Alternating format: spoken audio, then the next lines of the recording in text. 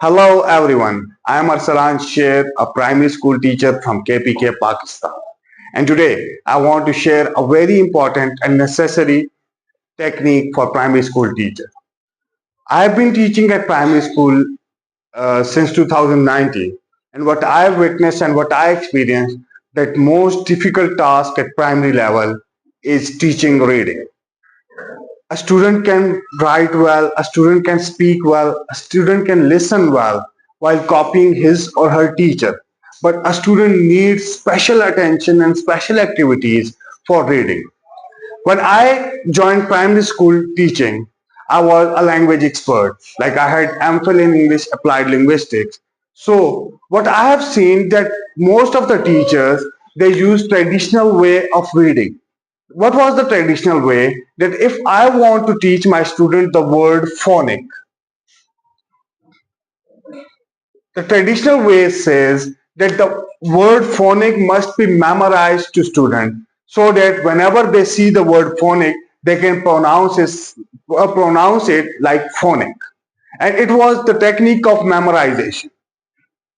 But what I experimented, then I started experimenting my students. I gave them the word phonic and then I gave them another word conic. Both the words are using same alphabets, but students were unable to pronounce the word conic because the arrangement they learned and they memorized the arrangement of phonic. They didn't learn about the sounds of the words. So when I started experimenting them, I found that memorization has failed at primary level. That's why most of the time we see that most of the teachers and middle and high school, they are of the opinion that students cannot read. They can speak, they can write, they can listen well, but they cannot read. That was the reason what I found that memorization technique is making a student unable to read.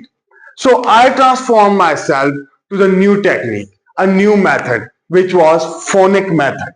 Phonic method. Now, what is phonic method? That if I want my students to pronounce the word phonic, I must teach them the sound of each and every alphabet.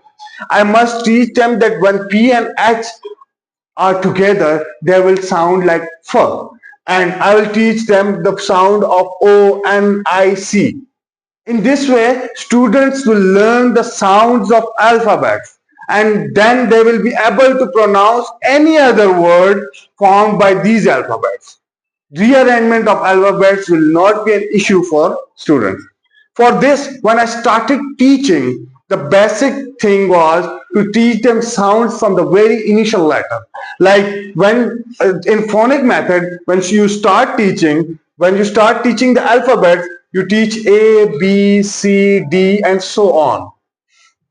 In phonic methods, we not only teach the alphabets A, B, C, D, but we also teach them the sounds. A for B for ba, C, sa, and ka. Because C has two sounds, so we will teach both the sounds sa and ka. D for da. In this way, students will be able to know the sound of alphabet, and when they know the sound of alphabet, whenever they will find these alphabets in any of the arrangement, in any of the word, they will easily pronounce it by using the sounds of those words. So this was the most effective technique which I have experimented and which I have used in my classroom. And today I can say that my students can read well. I am currently teaching class 3, and they can even pronounce the most difficult words they encounter in their textbook. So I hope you would have enjoyed this video. Keep following this technique of phonic method and you will surely get the best result. Thank you so much.